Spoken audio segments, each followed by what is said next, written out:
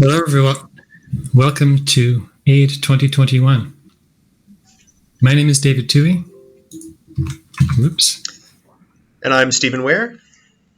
We are your program chair and general chair, respectively. Stephen's program chair and general chair of this event. And yeah, we'd like to welcome you very heartily to AIIDE 2021. And I'd like to begin by sharing with you the identities of the large team behind the scenes that have made this event possible. I'm going to start with our workshops chair, Brent Harrison. He was in charge of organizing the people who organized the workshops. I'm going to mention them later. We had 3 workshops and 1 tutorial this year that just finished up yesterday. Were all really excellent from what I saw, and very happy to have had those. We'll have a doctoral consortium later in the week that Lara Martin was in charge of organizing, so thanks for that. And the playable experiences that were submitted, as well as the demos, went through kind of a special or a separate adjudication process, differently from the research papers, and Kate Compton was in charge of those. We have at AIIDE an artifact evaluation track that is about people who make something that is playable or computable or worth looking at beyond the text of a research paper, and they can submit that to this track. And Adam Somerville and Marcus Eger were in charge of basically evaluating those and keeping track of what came in on that front. Chris Martins did a whole bunch of work in tracking down sponsors and helping find people to support this event. Thank you very much for that. Our industry co-chairs, Juri Horneman and Kevin Dill, did quite a bit of work as well, reaching out to industry, like finding people who could be interested in potentially giving talks, potential sponsors, and so on. So thanks a lot to them as well. David Churchill, our StarCraft competition chair, has been doing this for many, many years for us, so we're grateful to have him back again. You'll see more from him later today. And finally, Rush Sanrajka, our publicity chair, he's been manning the Twitter, sending out various messages for you to see, so thanks a lot for that, and also the website. We have had, like I said, 3 workshops and 1 tutorial, lots of organizers there. You can see their names on the screen. I'm not going to name them all, but thank you very much to them. In particular, very happy to see Plié, a new workshop to AIIDE this year. Spanned 2 days, had a lot of interesting content, so very excited and hoping to see them come back again. And I think this is the last slide of the organizing team in terms of thanks.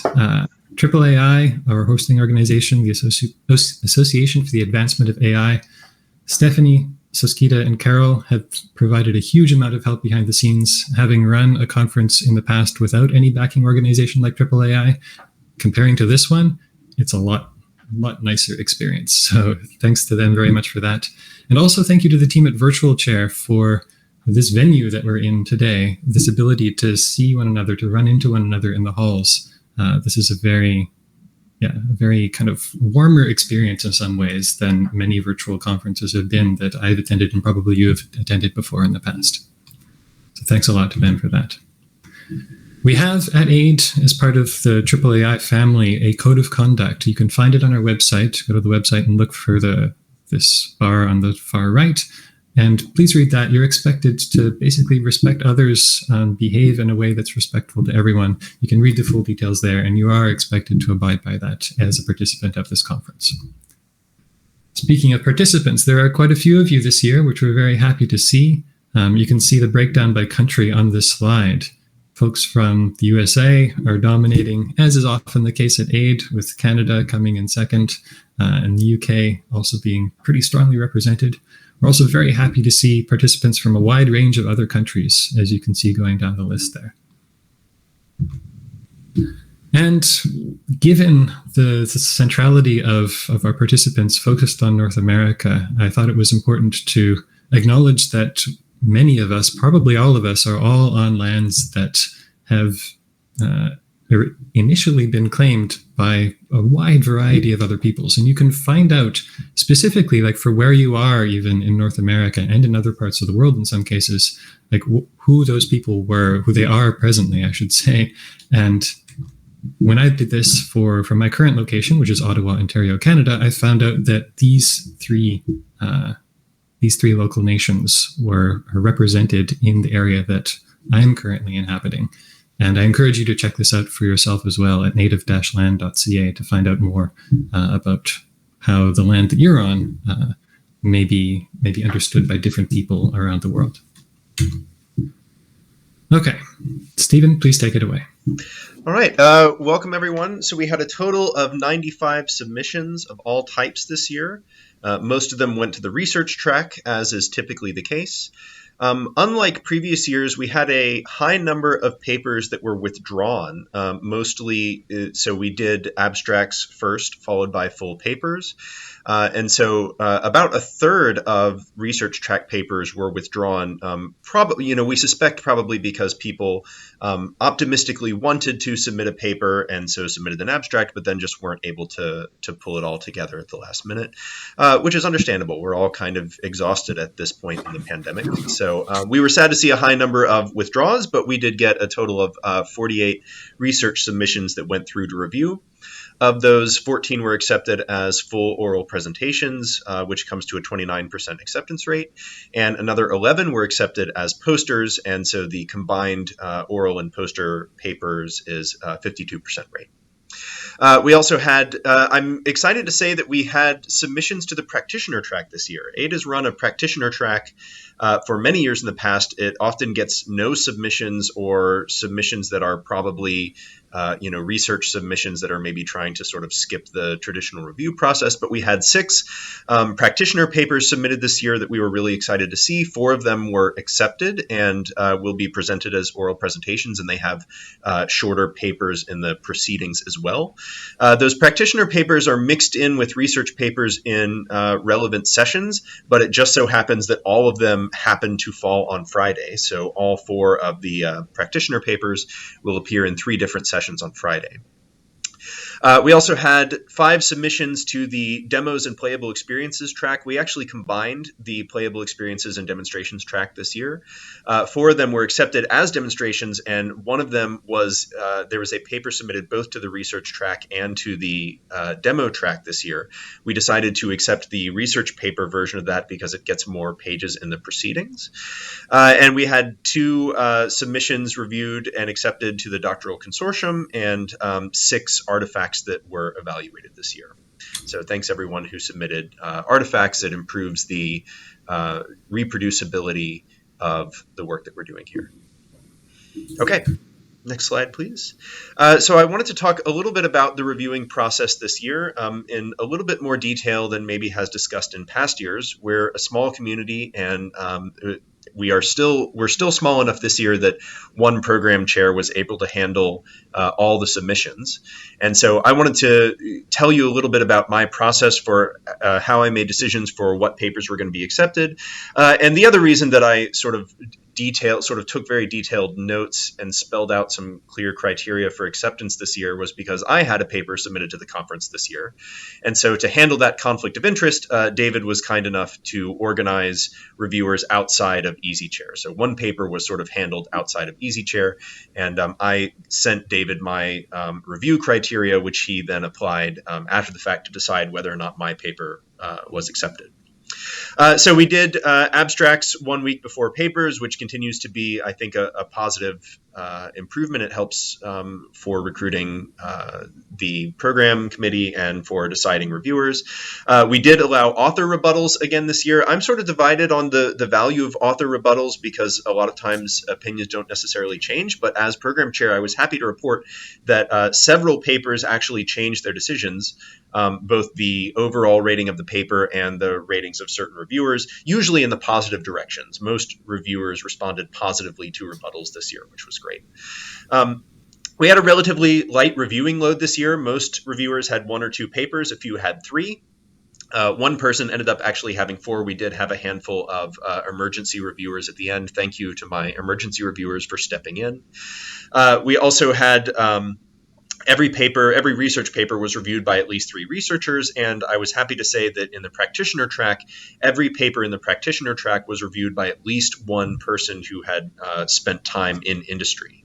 Our program committee is very academic focused, so I was happy to have enough industry represented to include those in the practitioner paper reviews. Okay, next slide, please. So the way the reviewing process worked this year, first I did a pre-processing step where I read every review of every paper, and any reviews that were very short or unprofessional, the weight of that review was reduced by 50%. Thankfully, that only applied to 2 reviews this year, which I think was really impressive. We had a really, in my opinion, high quality, detailed set of reviews this year. Thank you to our reviewers for putting in that time and effort at a time when everyone is sort of exhausted. So I was very happy to not have to reduce the rate of very many reviews. And then phase 1, this was kind of the clear accept and clear reject phase. So for papers that where their weighted average overall score was higher than 1, which is weak accept. These were and all reviews were positive. Every reviewer agreed that the paper should be accepted. Those were accepted as oral papers. This was initially 7 papers, and it ended up being 8. Thankfully, my paper ended up making it in on that phase. And then there were 6 papers where reviewers converged on accepting it as a poster. All the reviewers agreed that the paper should be accepted as a poster, so that made my job easy. And then any paper with a weighted average overall score below -1, which was weak reject, or papers where all the reviewers converged on rejection, those were rejected. Okay, next slide, please.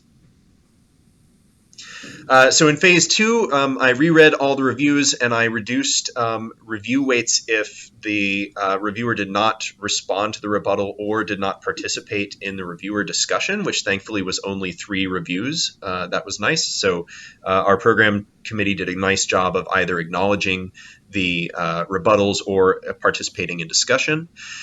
So also at this stage, 3 more papers were accepted for oral presentation. These were papers that had all positive reviews and were rated as having no unfixable weaknesses. And then finally, there were 6 papers that had all negative reviews, and those were rejected. And so then in phase 3 and 4, this is when it started to get difficult. This was when it involved a lot of careful reading and some subjective judgments. Ultimately, the criteria that we established were that papers that had a positive weighted average overall score and were rated as having no unfixable weaknesses and which were evaluated. So AIIDE, we do tend to really value evaluations of systems, especially with human subjects. So there were 2 papers that were accepted as full oral presentations on those criteria. And there were 2 more papers with positive overall scores, and they had a rating of not 0 but of low unfixable weaknesses, where the reviews mentioned that these were especially interesting or potentially transformative papers. Those 2 were also accepted for oral presentation. And then in phase 4, we said any papers where reviews were leaning positive. So in phase 3 and 4, these were papers that had mixed reviews. Some wanted to accept and some wanted to reject. So in phase 4, papers where reviews were leaning positive were accepted as posters, and those that were leaning negative were rejected. So I have much more detailed notes about how this process actually played out. That was a summary. If you're curious about the fate of your particular paper, please feel free to come talk to me at some point in the conference, and I'm happy to give more detail.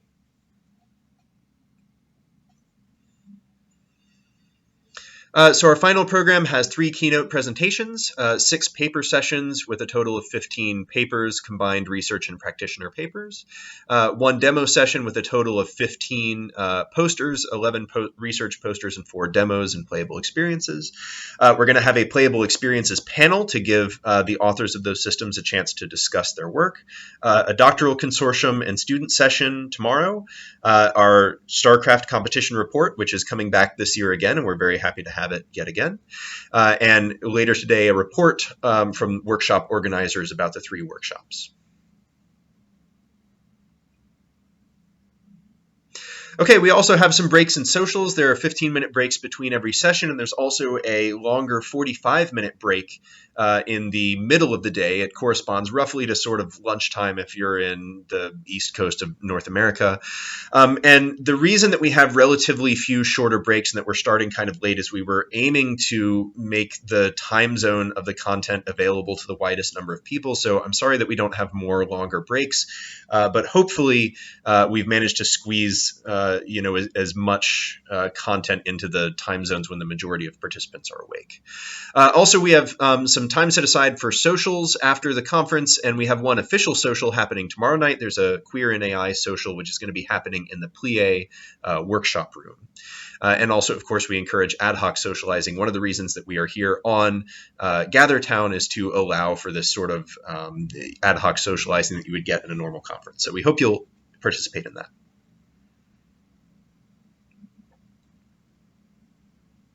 Okay, and so with that, we get to the nominees for Best Paper. There were 4 nominees for Best Paper, as you can see here. Our criteria were any paper that made it into that very first phase, the clear accept as oral presentation. They were automatically nominated for Best Paper, but I'm pleased to say that the nominations by the program committee for Best Paper was a subset of these papers. So that was a nice sort of sanity check on the reviewing criteria. But you might notice that my paper made it into this criteria, so I have decided to eliminate it from consideration for Best Paper for a few reasons. First, because it would look pretty bad, but also while we're very proud of this paper, it is a contribution to sort of a specific area, and we would like the Best Paper award to go to a paper that has a little bit broader and more transformative impact. So we're left with 3 candidates for Best Paper, and it's worth noting that 2 of these candidates have student first authors. So we were not going to penalize papers for having student first authors or eliminate them from being considered for Best Paper. So we have 3 possibilities. They're listed here in the order that they're going to appear in the conference. So I hope you will pay special attention. And then next slide, please. These are our nominees for Best Student Paper. These are papers that did especially well and which had a student first author.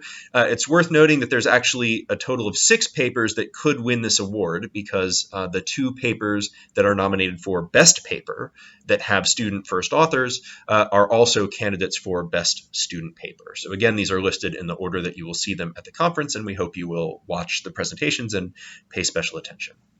Okay, thanks everyone, especially to the program committee for all their hard work. And with that, I'm going to hand it back to David. All right. So we are in a space that may be familiar to some of you, but maybe unfamiliar to others. And so I'd like to kind of run through how we would like you to use this virtual space that we're all in together in the variety of capacities that kind of we think makes sense for it to be used. So I'm going to start by talking about keynotes and paper sessions. Specifically, for keynotes, how it's going to work in general is that we will be streaming a recorded video that has been made especially by each keynote presenter for this conference. And while that video is playing, you're welcome to ask light questions in the chat. It may well be the case that we've got our keynote presenter on hand and they can just answer some of those questions immediately for you via the chat accessible in the bottom left corner. And then after the video plays, there will be a live Q&A, live being via voice and video, that you're welcome to ask questions at kind of directly and have a bit of conversation with the presenter. The paper sessions are going to be pretty similar in that there will be a presentation with a video playing. In this case, it'll be 3 presentations per session. So we're going to stream videos for all 3 presentations. And then while the video is playing, like as in the keynotes, you can ask light questions in the chat, and presenters who are, if it's your session, please do be there in the chat so that you can answer the questions that come up there. And then after all of the videos are done playing, so all 3 videos have finished playing, we'll have a live Q&A with all speakers all at once. So kind of like a panel session about the topic of that session in which the papers were presented. And that'll happen via voice video. So all of these things will happen in the plenary room, which is where we are right now. And as a presenter, that means that at the start of your session, you should get yourself onto the stage here. So the stage is actually a special area that allows us to broadcast to the whole room. You can see these little orange markers that show up beside our names that show that we're broadcasting to everyone. So go up there during your session. I encourage you to mute your audio at that time because we're going to be playing the videos to start. So you're there, you're ready. And then after all the videos are done, then you unmute yourself and a conversation will be hosted by the chair of that session. As an audience member, you've probably noticed already that while you're sitting in one of these chairs, you can see and hear basically the people who are standing on the stage, the people who are broadcasting, but you can't see or hear the other people who might be nearby you in the room. You should also note that while this is happening, anyone who's on the stage can, if they want to, kind of flip through the videos and see or hear you.